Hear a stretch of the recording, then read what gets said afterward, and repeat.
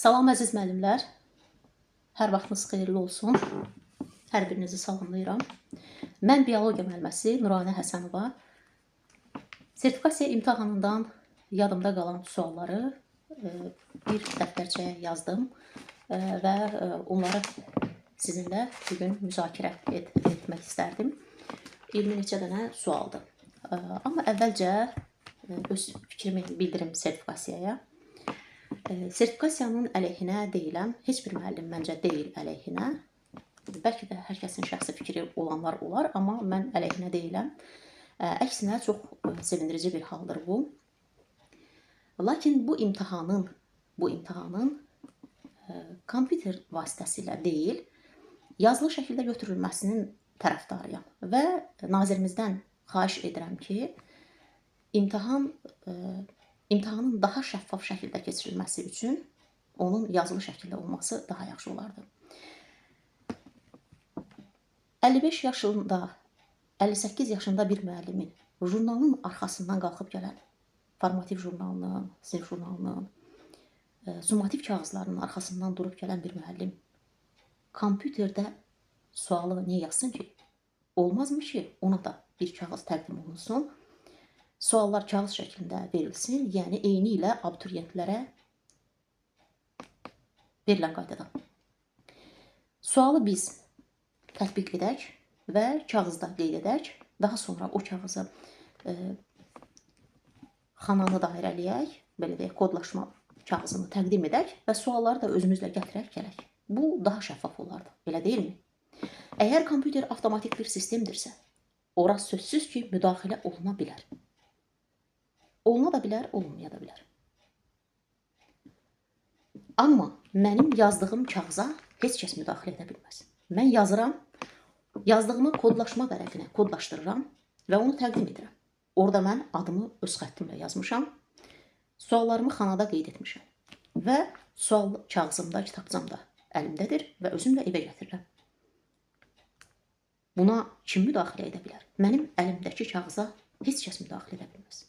Amma avtomatik çalışan bir sistemə sözsüz ki, müdaxilə olunma şübhəsi daha çoxdur. Bu şübhəni aradan qaldırmaq üçün hörmətli nazirimizə səslənirəm. İmtahanlar yazılı şəkildə olsun.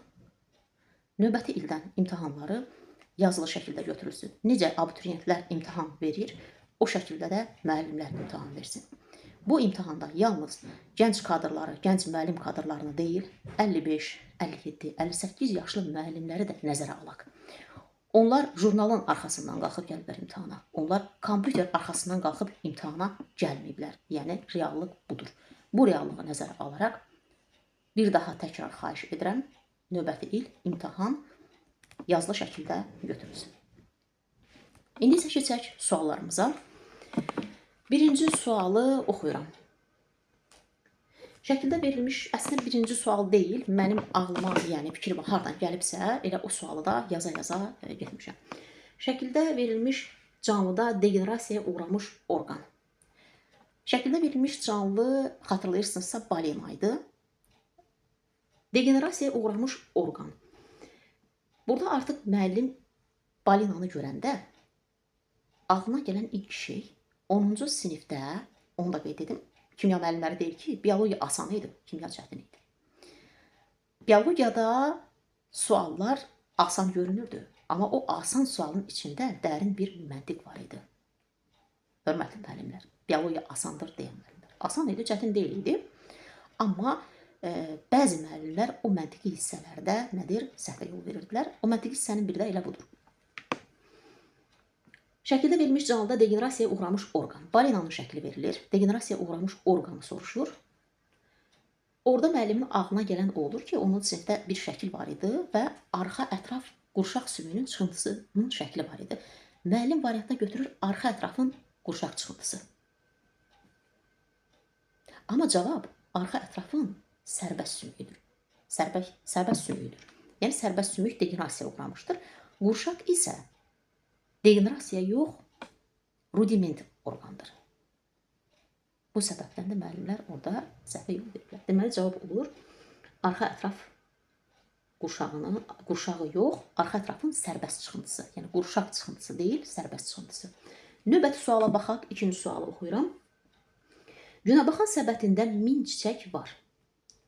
Yüzü dilci şəkillidir. Gəlin yazaq məsələn. Günəbaxan səbətində 1000 çiçək var.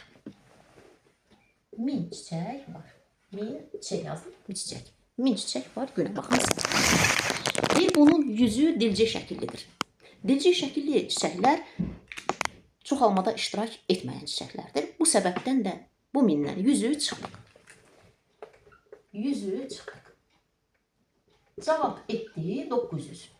Deməli, mayalanmada 900 çiçək nə eləmişdir? İştirak etmişdir. İndi soruşur ki, burada 2 məqam var. Bəzi müəllimlər deyir ki, məndə sualın ardı belə idi. Günəbaxan səbətində 1000 çiçək var. Yüzü dilci şəkillidir. Neçə çiçək mayalanmada iştirak edər? Bunu tapdıq, 900-dür. Və neçə hüceyrə iştirak edər? Amma bəzi müəllimlərdə isə hüceyrə yox, neçə qamet iştirak edərdi? Neçə qamet,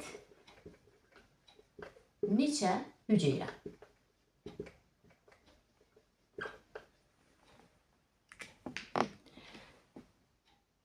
Cavablar belə idi. 900, 3600. Növbəti cavab belə idi. 900, 2700. Sualda qamet görən müəllim, sualı kağız şəklində versəydiniz, kağız əlinizdə olmuş olardı. Və artıq kağızda onu heç kəs dəyişə bilməzdi. Amma kompüterdə bəzi müəllimlər deyir, neçə qamet iştirak edərdi. 900 hüceyrə iştirak edibsə, müəllim qamet deyirsə, vuracaq bunu 3-ə.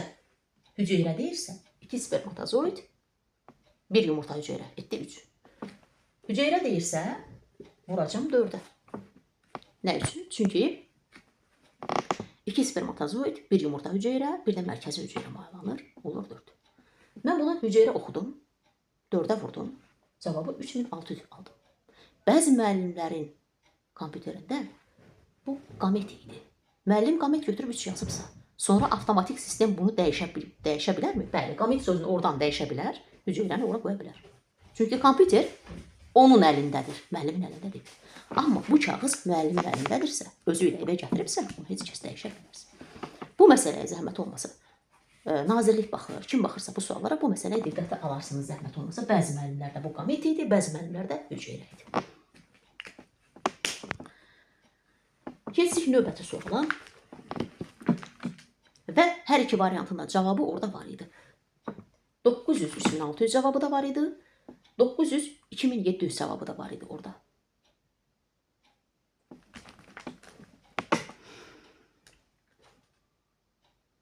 Üçüncü suala keçək. Yəni mənim yazdığımda üçüncü suala keçək. İnsan normal ontogenez müddətində neçə diş çıxarır? İnsan normal ontogenez müddətində neçə diş çıxarır? 20 süd dişi, daha sonra bu 20 süd dişi tökülür, yenidən çıxır. 40 və 12 böyük azı. Belə də yada saxlaya bilərsiniz. 32 diş, normalda insanda 32 diş və bunun üzərinə də 12, bu da eləyir. 20 ədəd də üzərinə gəlirik, üzr istəyirəm. 32 diş, 20 dişi təkrar gəlir üzərinə. Çünki süd dişini 2 dəfə çıxardır axı. Bu da etdi neçə? 52 diş. Burada cavab edir 52. Deməli, ontogenez deyirsə, ontogenez nədir? İnsanın yarandığı andan, doğulduğu andan, dünyaya gəldiyi andan ölənə qədər keçdiyi dövr ontogenezdir. 32 diş plus 20. Niyə 20-ni gəlirik? Bu 20-ni 2 dəfə çıxardırıq. Deməli, bu 20 diş 2 dəfə çıxır. O səbəbdən də edir 52. Növbəti suala keçdik.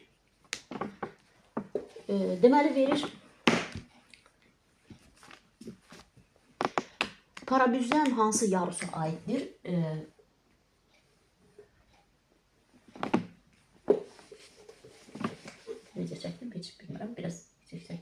Deməli, parabüzən hansı yarusa aiddir deyir. Piramidanı verir, piramidada göstərir. Bu yeni 7-ci sinif dərsliyində də var idi bu şəkil. Səhv etmirəmsə 10-cu sinif dərsliyində də var idi, amma mənim 7-dəki daha yaxşı yadımda qaldı. Burada da yarusları soruşuldu. Parabüzən hansı yarusa aiddir? Şəkillər var idi içəridə. 4 hissəyə ayıraq. 2, 3, 4. Burada cavab edir 3. Yəni burada 3-cü yarusa aid edəcəyik bunu. İndi orada şəkildə verilirdi. Şəkil burada məndə yoxdur deyə onu izah edə bilmirəm. Parabüzənin hansı yarusa aid olduğunu verir. Biz onu 3-cü yarusa götürürük aid. Cavab doğru cavab orada 3 idi. Sonra keçdik hansına?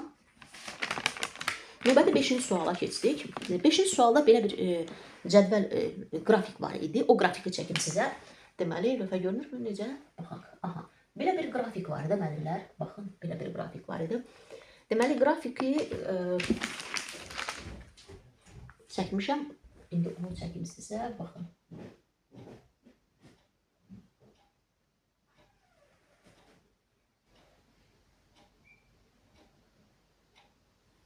Aha, belə bir qrafik var idi.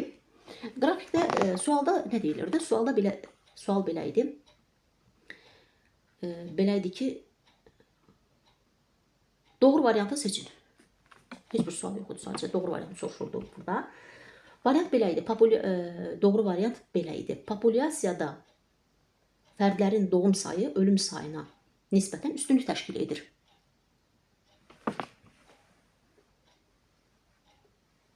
Bir, 2, 3, 4, 5. Doğru olanı deyildi götürün. Birinci və ikinci aralıqda, 1 və 2 aralığında doğum sayı ölüm sayına nisbətən çoxdur. Yəni həqiqətən də görür ki, nədir? Artma müşahidə olunur populyasiyada, qalxma və enmələrdə. Bu da nədir?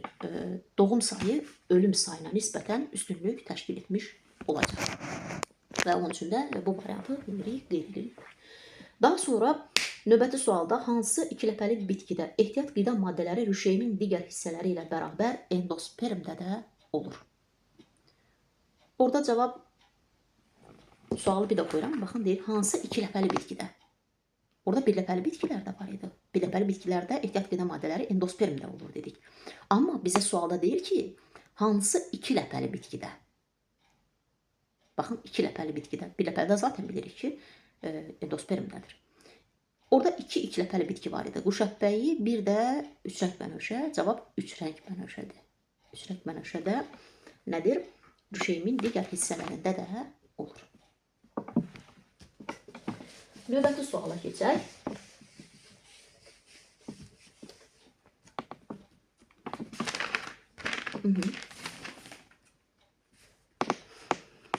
Burunla qırtlaq arasında qalan məsafənin iltihabı.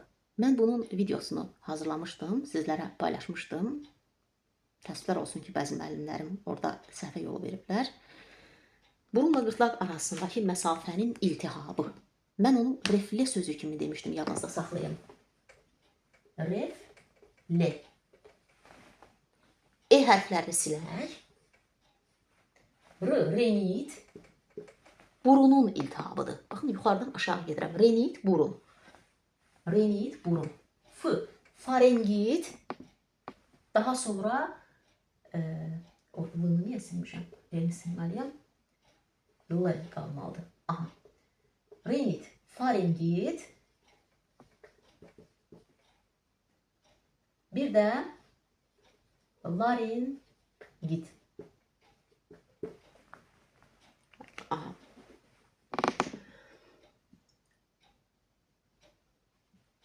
Burada deməli sual necə idi? Burunla qırtlaq arasında qalan məsafənin iltihabı. Renit burun boşluğunun iltihabı. Farengit burunla qırtlaq arasında qalan məsafənin iltihabı. Laringit isə daha da aşağı düşürük qırtlağı. Yəni yuxarıdan aşağıya. Refle. Refle sözünü yada saxlayanda r, f, l. R, refle burun. F, farengit. Burunla qırtlaq arasında qalan məsafənin, o səbəbdən də burada farengit olacaqdı cavabımız. Bunu videosunu baxa bilərsiniz. YouTube kanalında paylaşmışam. Daha sonra bitkilərin həşəratla tozlanması 8-ci sual. Bitkilərin həşəratla tozlanması hansı erada baş vermişdir? Bitkilərin həşəratla tozlanması. Mən müəllimlərimin yadındadırsa, mənlə hazırlaşan müəllimlərimin, mən onlarda makro təkamülü yadda saxlamağın bir yolunu demişdim. Mezozoy erasını necə yadda saxlayın demişdim. Gəlin bir də baxaq ona. Bunu videosunu hazırlamamışdım, amma öz müəllimlərimə demişdim. Mezozoy erasını. T-Y-T. T-Y-T. Baxın. Trias, Yura, Təbaşir. Trias, Yura, Təbaşir. T-Y-T. Triasda ilk məməlilər, Yurada quşlar, Təbaşirdə ali məməlilər və tozlanma. Hətta demişdim ki, təbaşir, toz təbaşir tozu. Yadda saxlayın, tozlanma təbaşirdədir. O mellə yazırıq, tozu tökülür də təbaşir tozu. Bax, ondan yadınızda saxlayın. Təbaşir. Bu eralarda hansıdır? Mezozoy. Bizdən era mı soruşur? Bu dövrlərdir. Dövrləridir. Mezozoydur da. Təbaşir mezozoyundur. Həşəratla tozlanma, həşərat toz, təbaşir. Bunu bu cür yadınızda saxlayın demişdim. Keçək növbəti suala. Hansı zülalın funksiyası deyil? Orada var idi. Siqnal funksiyası, qoruyucu funksiya, yəni müdafiə funksiyası. Zülalın əsasən 8 funksiyasını qeyd etmişdik biz. Amma orada bir genetik sözü vardı, genetik funksiya. Bax, o zülalın funksiyasına aid deyil idi. Sadə sual idi. Bu səbəbdən də cavab orada olur. Genetik funksiya zülalın funksiyası deyil idi. Növbəti suala keçək. Həm virus, həm bakteriya, həm də bir hüceyrəlilərin törətdiyi xəstəlik. Virus da baş beyində iltihab yaradır. Bakteriya da yarada bilər. Bir hüceyrəli törədici də yarada bilər. Bu səbəbdən də orada cavab meningit idi. Meningit xəstəliyi. Biz sinir sistemi xəstəliklərində dedik 2 xəstəliyi idi. Meningit, polimiyelit. Polimiyelit onurğa beyninin hərəki neyronlarını dağıdırdı. Meningit baş beynin hissi neyronlarını. Təkrar edirəm. Polimiyelit onurğa beyninin hərəki neyronlarını, meningit isə baş beynin hissi neyronlarını. Burada da cavab meningit idi. Həm virus, həm bakteriyalar tərəfindən, həm də bir hüceyrəlilər tərəfindən xəstəlik törədilə bilər. 11-ci suala baxaq. Ontogenezin ana bətnindəki dövrü hansıdır? Biz dedik ki, ontogenezin ana bətnindəki dövrü, ümumiyyətlə ontogenez 2 hissəyə ayrılır biz dedik.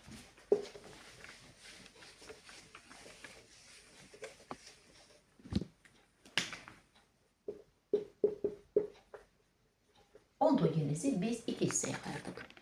Embrional, post-embrional. Embrional ana bətnində olan gedən inkişaf prosesidir. Post-embrional isə anadan dünyaya gəldikdən sonraki inkişaf dövrüdür. Yəni doğuşdan sonraki inkişaf dövrüdür. Qısaca yazıram. M yazdım, embrional və PM. Yəni post-embrional dünyaya gəldikdən sonraki inkişaf dövrüdür. Bizə də deyir ki, ontogenezin ana bətnindəki dövrü, biz də götürəcəyik cavabı embrional dövr. 12-ci suala keçək. Taksonomiyada növ sayı daha çox olur. Taksonomiyada növ sayı daha çox olur. Taksonomiyada növ sayı daha çox olur. Əvvəla gəlin sayaq taksonomiyanı, bitkiləri sayaq. Başlayaq növdən. Növ, cins, fəsilə, sıra, sinif, şöbə, aləm. Bir daha sayıram, 7 dənə idi. Növ, cins, fəsilə, sıra, sinif, şöbə, aləm. Heyvanlarda necə idi? Növ, cins, fəsilə, dəstə, sinif, tip, aləm. İndi taksonomiyada növ sayı daha çox olan. Yəni, müəllimlər burada nədə səhv ediblər? Növ sayı daha çox olan deyəndə, növləri onun içərisində birləşdiriblər. Yəni, növdən sonra nə gəlir? Növ, cins. Növlər cinslərdə yerləşir və müəllimlər cinsi götürürlər. Amma bizdə sualda başqa şey soruşur. Deyir ki, taksonomiyada növ sayı daha çox olan, yəni daha çox növ sayına malik olan. Məsələn, götürək tiplərdən boğma ayaqları daha çox növ sayına malik deyilmi? O səbəbdən də burada cavab tip olacaq. Burada çaşdırıcı sual sayılır. Bayaq dediyim balinadakı kimi bu da çaşdırıcı sual sayılır və çaşdırıcı suallardan biri də elə budur.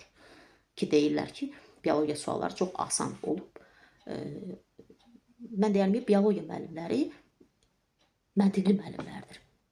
Çünki biologiya hər sahə üzrə. Biologiyanın içərisində coğrafiya da var, biologiyanın içərisində kimya da var. Ona görə bizim müəllimlərimiz məntiqlidir. O səbəbdən də biologiya müəllimləri yüksək bal yığırlar, toplayıblar. Asan olmasına görə yox. Sadəcə məntiqləri, öz məntiqləri sayəsində bunu bacarıblar. 13-cü suala baxaq. Hansı virus xəstəliklərinə aid deyil? Orada var idi, deyək ki, qrip. Orada var idi qazanmış immun çatışmazlığı, qrip. Bunlar dedik ki, virus xəstəlikləridir. Tütün mozaikası və s. Amma vəba xəstəliyi bakterial xəstəlikdir və vəba vibrion, yəni vergül şəkilli bakteriyalar tərəfindən törədilən xəstəlikdir və hansı virus xəstəliklərinə aid deyil? Cavab orada olacaq vəba. Vəba bakterial xəstəlikdir, yəni bakteriyaların törətdiyi xəstəlikdir, virusların yox. Növbəti 14-cü suala baxaq. Çoxalmanı öyrənən elm sahəsi. Çoxalmanı öyrənən elm sahəsi fiziologiyadır. Biz dedik ki, prosesləri öyrənən elm sahəsidir fiziologiya. Anatomiyanı fiziologiyadan necə fərqləndirdik? Məsələn, çoxalma orqanlarının quruluşu haqqında olan elm sahəsi desəydi, quruluşu haqqında, onda olardı anatomiya. Amma deyir ki, çoxalmanı öyrənən, yəni çoxalma prosesini öyrənən, orada gedən prosesi öyrənirsə artıq olur fiziologiya. Daha bir misal göstərim. Məsələn, mən deyirəm ki, qaraciyər qarın boşluğunun sağ tərəfində qabırğanın alt hissəsində yerləşir. Orqanizmdə ən böyük vəzdir. Nə oldu? Anatomiya oldu. Amma deyirəm, qaraciyər 50-dən çox funksiyanı yerinə yetirir, zərərli maddələri toplayıb ödə yığır və xaric edir. Oldu nə? Qaraciyərin işi. Deməli, fiziologiya oldu. Quruluşu haqqında danışmadım ki, gördüyü iş haqqında danışdım. Deməli, oldu fiziologiya. 14-cü suala, üzr istəyirəm, 15-ci suala keçək. Hansı bakteriyalar kimyəvi rabitə enerjisindən istifadə etmir? Hansı bakteriyalar kimyəvi rabitə enerjisindən istifadə etmir? Sözsüz ki, fotosintez edicilər olacaq da. Fotosintez edicilərin kimyəvi rabitə enerjisindən istifadə etməsinə nə lüzum var ki? Onlar özləri nədir? Günəşdən enerjini alırlar. 16-cı sual. İlk enerji ötürücüsü. Təxminən sual belə idi. İlk enerji ötürücüsünü soruşurdu sualda. Bax, belə yadımda qalıb. Orada olur produsentlər. 17-ci sualda hansı daxili qıcıqlanmaya aiddir? Belə yazmışam. Hansı daxili qıcıqlanmaya aiddir? Variantların orada hamısı yadımda olmasa da doğru variant orada amöbün duz damlasına, ayaqlarının duz damlasına dəyməsi, küstüm gülünə toxunanda yarpaqlarını büzməsi, bu kimi cavablar ola bilər, o var idi. Amma bizdən nə soruşur? Hansı daxili qıcıqlanmaya aiddir? Orada tiroksin hormonunun təsiri nədir? Daxili qıcıqlanmaya aiddir. Çünki mənə qıcıqlanma xaricdən təsir etmədi ki. Tiroksin hormonunu mən daxildə ifraz etdim də. Deməli, cavab olacaq. Tiroksin hormonu. Məndən daxili qıcıqlanmanı soruşur. 18-ci sual. Ürəyə arterial qan gətirən damarların sayı N-dir. Bu sual olduğu kimi qalıb yanında. Ürəyə arterial qan gətirən damarların sayı N-dir. Ürəyə birləşən damarların içərisində arterial qan axır.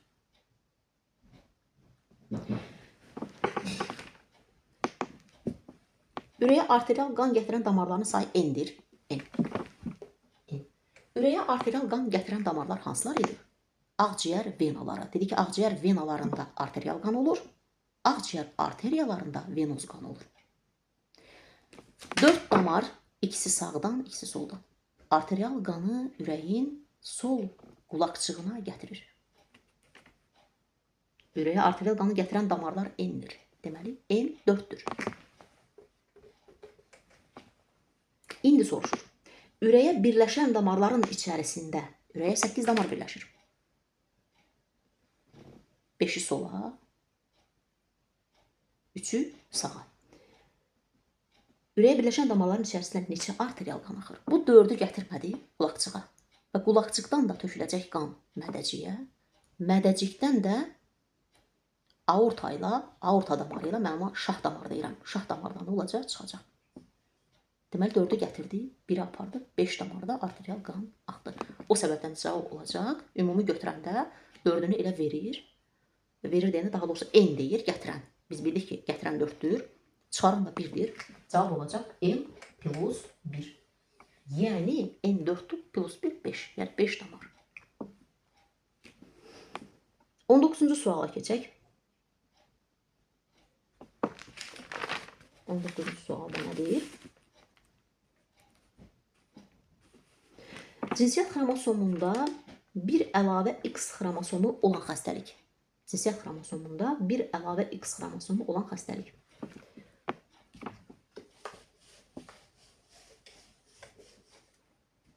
Qadın və kişidə cinsiyyət xromosomlarını yazaq.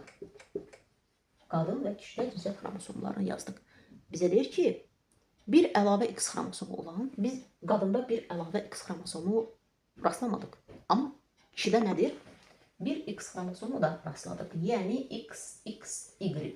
Və buna biz nə dedik? Klinefelter dedik. Cavab da olacaqdır. Orada Klinefelter. Orada var idi digər variantlar. Məsələn, Edwards var idi, Patau var idi, Down var idi. Onlar xromosom, cinsiyyət xromosomunda artıqlıq deyildi. Onlar, məsələn, deyirdi ki, Edwards, yadımıza salaq, 18-ci xromosomun bir vahid artıq olması, Down sindromu 21-ci xromosomun bir vahid artıq olması, Patau sindromu 13-cü xromosomun bir vahid artıq olması, bunlar idi yəni. Lakin bu xromosomlar nə idi? Somatik xromosomlar idi. Növbəti suala baxaq. Neçənci sual oldu? 20-ci suala baxaq.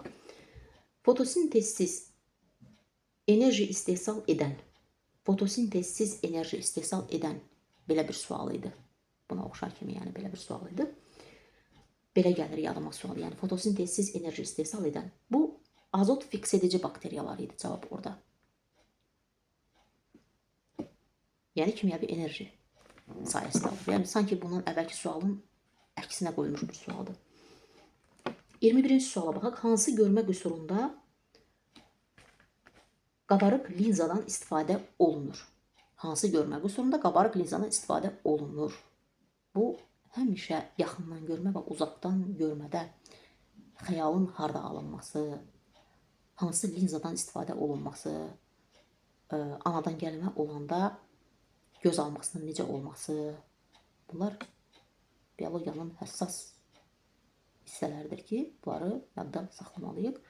Orada da cavab qabarıq linzadan istifadə edirsə, sözsüz ki, uzaqdan görmə olacaq.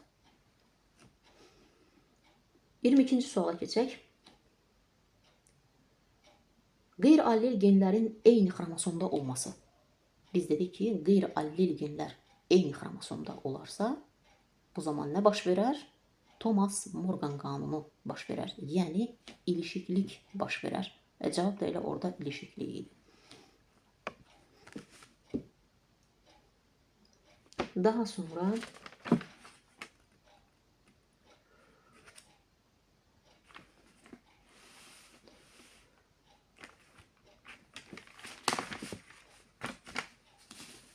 növbəti suala baxaq. Bu sualda deməli sinir toxumasında 19360 autosom xromosom olarsa nə qədər sinir hüceyrəsi olar? Sual belə idi.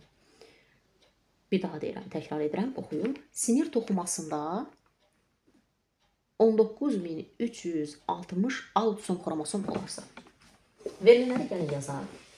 19360 qısa out yazıram, qısa. Yəni autosom xromosom verir bizə və nə qədər sinir hüceyrəsi olar? sinir hüceyrəsini bizdən neyir? Soruşur. İndi gəlin bu məsələni həll edək. Deməli, mən bu məsələni belə həll etdim. Bir sinir toxmasında, yəni bir sinir toxmasında minimum sinir toxmasını götürsək, bir neyrona 10 pek hüceyrə düşür dedik. Və bir sinir toxmasında da autosom xromosomları götürsək, dedik ki, hüceyrədə 46 xromosomdan 44'ü autosom, ikisi cinsidir. Sinir toxmasında minimum götürsək, onda mən autosomu alaram 484. Yəni bir sinir toxmasında 484 xromosom olarsa və sinir hüceyrəsini bizdən nədir? Soruşdu. Aha. Mənə nə qədər autosom verir? 19360. 19360 x. 19360'ı gəlin bölək. Kalkulatoru hara qoydum? Üzülü sayın. Kalkulatorunu axtarıram. Zəhmət olmasa.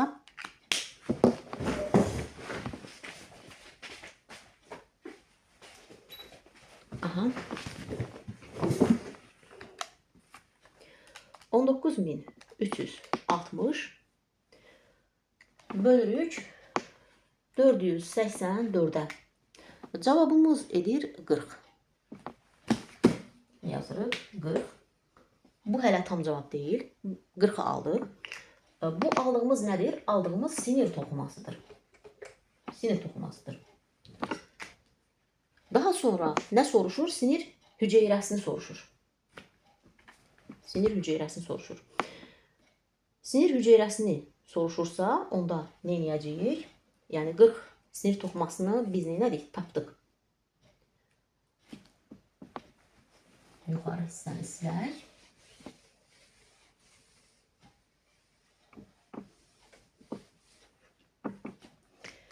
Bir sinir toxumasında minimum bir neyron plus 10 peyk hüceyrə var. Elə deyilmi? Bir neyrona 10 peyk hüceyrə düşür bir sinir toxumasında. Elə deyilmi? Mən sinir toxumasını nə qədər tapdım? 40 tapdım. Elə deyilmi? Onda olacaq x bərabərdir. 40'ı da vururam 11'e. Cavab 440.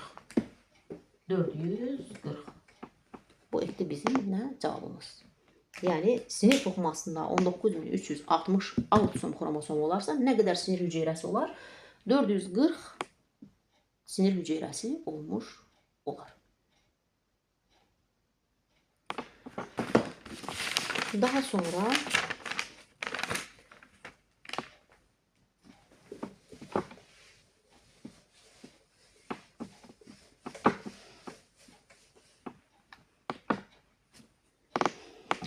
orada şəkil var idi.